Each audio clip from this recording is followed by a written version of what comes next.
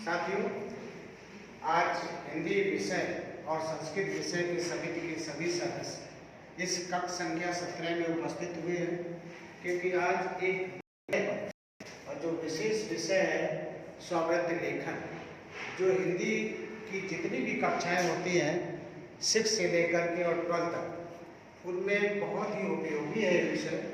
क्योंकि हम लोग पारंपरिक रूप से विषय का अध्ययन और जो पाठ्यक्रम का अध्ययन कराते हैं, लेकिन यही बच्चे जब कभी रोजगार के लिए या अन्य जगहों के लिए एक पत्र लिखते हैं, उस समय स्ववृत्त लेखन की बहुत उपयोगिता बढ़ जाती है।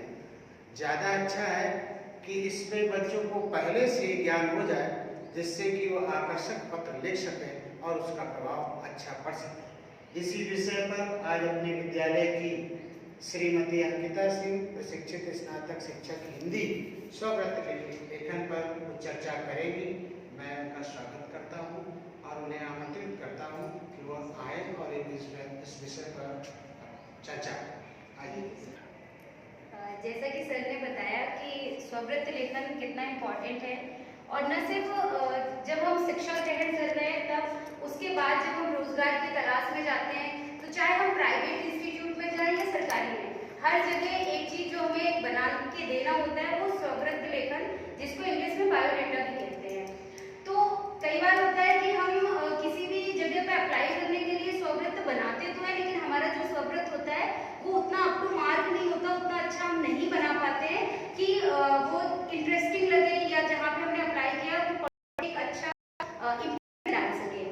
तो इसलिए आज स्ववृत्त लेखन पे हम चर्चा करेंगे कि क्या क्या टॉपिक स्ववृत्त लेखन में होने चाहिए। अगर हम पूरे स्ववृत्त लेखन को कुछ पॉइंट्स में डिवाइड करते हैं तो वो पॉइंट्स ये हैं। सबसे पहले व्यक्तिगत परिचय लिखते हैं।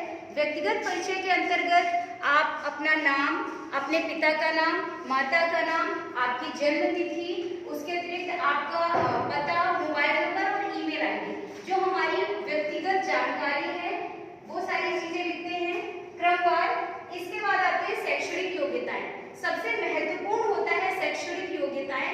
यहाँ पर बच्चे सबसे ज्यादा गलतियां करते हैं, क्योंकि इनमें हमने अपनी सारी जो हमने शिक्षा ग्रहण की है, 10वीं 12वीं ग्रेजुएशन या पीजी, वो सारी योग्यताएं लिखनी होती है, जिसमें एक चार्ट बनता है।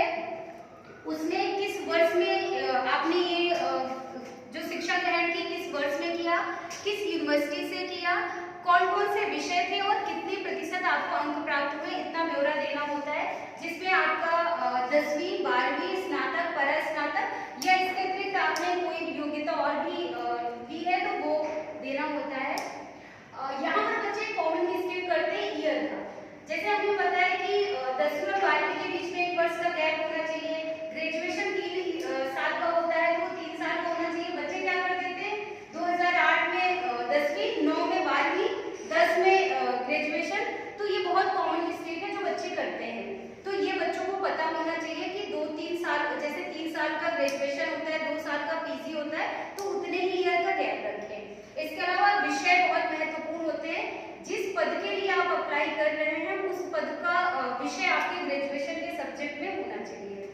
इसके बाद अन्य योग्यताएं, शिक्षा से संबंधित जो शैक्षणिक योग्यताएं हैं उसके अतिरिक्त आपने कोई डिप्लोमा किया है, आपने कंप्यूटर का कोई ज्ञान लिया है, या इसके अतिरिक्त आपने स्कूल टाइम में एनसीसी किया है, या कोई भी आपके पास ऐसी चीजें हैं जो आप अन्य योग्यताएं में लिख सकते हैं। कोई इसके बाद कार्यतर गतिविधियां, यानी कि कार्य से इतर कुछ लोग होते हैं जिन्हें वादन में इंटरेस्ट होता है, कुछ लोग होते हैं जो नृत्य गायन से संबंधित ऐसी कोई गतिविधियों में आपने पार्टिसिपेट किया है तो वो आप यहाँ पर लिख सकते हैं। रुचियां एवं अनुभव, रुचियां यानी कि आपको इंटरेस्ट किसमें है, आपको बागवानी में इंटरेस्ट है, या आपको किताबें पढ़ने में इंटरेस्ट है, या आपको नृत्य करने में इंटरेस्ट है, जो भी चीजें वो आप लिख सकते हैं। अनुभव यानी कि जिस पद के लिए आप स्ववृत्त लेखन बना रहे हैं उस पद में क्या आपने कहीं पर कार्य किया है, अगर आपने कार्य किया है तो उसके अनुभव का भी यहाँ पर आपको विवरण देना होता है। ये सारी चीजें अगर आप स्ववृत्त में शामिल करते हैं तो आप एक अच्छा स्ववृत्त लेखन तैयार कर सकते हैं। Thank you so much. निवेदन है, अगर कोई पॉइंट इसमें छूटा है जो और ऐड किया जा सकता है तो कृपया अपने विचार दें।